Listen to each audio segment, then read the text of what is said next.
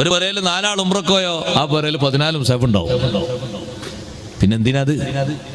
അത് തുറന്നു ഓതണം, ബഹുമാനിക്കണം. 2 മുസാഫ് ഒരാക്കുണ്ടെങ്കിൽ മാറി മാറി ഓതണം എന്നാ കണക്ക്. ഒന്നും ഉപയോഗപ്പെടുത്താതെ വെക്കരുത് എന്നാ. അത്രയും ബഹുമാനം പാലിക്കേണ്ടതാണ്. ആ ബഹുമാനം കൂടി കാത്തു സൂക്ഷിക്കണം. അത് അള്ളാഹുവിനോടുള്ള ബഹുമാനത്തിന്റെ ഭാഗമാണ്, അള്ളാഹുവിന്റെ കലാമിനെ ബഹുമാനിക്കുന്നത്. ആ ബഹുമാനം വളരെയധികം ശ്രദ്ധിക്കണം, സൂക്ഷിക്കണം. 4 ജുസ് കുട്ടികൾ ഓതുന്ന 2 ജുസ് ഒക്കെ ആണെങ്കിലും ബെയിൻഡ് ചെയ്ത് ചട്ട വെച്ച് ബഹുമാനത്തോടെ കാത്തു സൂക്ഷിക്കണം. പിന്നെ ഓതാൻ ഉപയോഗപ്പെടുത്താൻ അത് വളരെ എളുപ്പമാണ്. ആ സമയത്ത് ഉപയോഗപ്പെടുത്താൻ പറ്റും.